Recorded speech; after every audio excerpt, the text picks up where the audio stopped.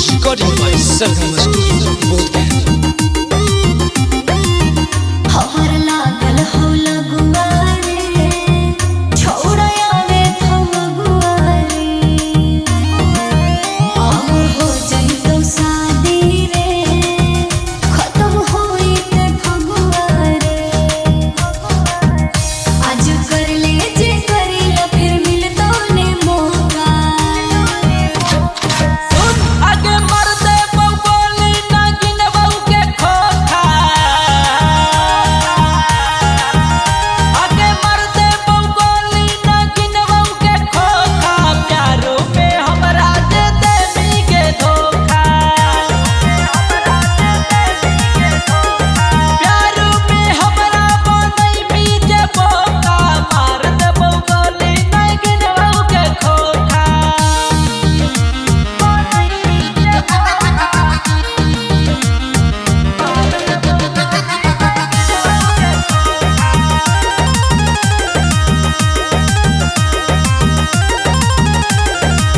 कर में बियाह ना तू लेके जइने घाघरे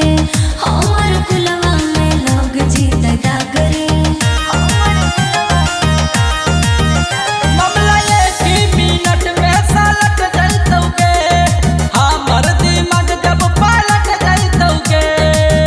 दुआर पर जहिया बारात होतौ खुनवा के छौरी बरसात होतौ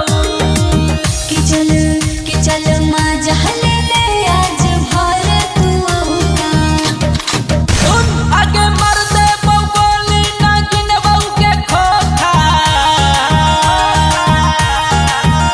आगे मर दे बबोली नागिन बहू के खोखा प्यारो में हमरा दे देवी के धोखा प्यारो में हमरा बनई बीजे बोका मार दे बबोली नागिन बहू के खोखा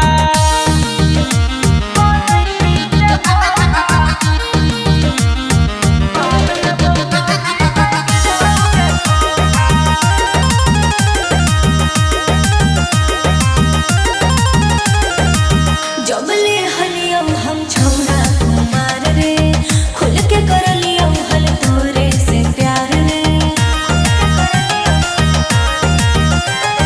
तोरे चकारों में छुटलौ पढ़ाई तारा कमाई सुधीर दर दौड़ाई परमल छौरी तोरे हाथ होतौ काटा के छौरी हमर साथ होतौ किया के ससुरों में मार ली है छोड़ा तू चौका सुन आगे मर दे बबोली नागिन बहू के खोखा आगे मर दे बबोली नागिन बहू के खोखा प्यारो में हमरा दे देवी के धोखा प्यारो में हमरा बनई बीजे बोका मार दे बबोली नागिन बहू के खोखा रिकॉर्डिंग बाय सरगम स्टूडियो बोध गया।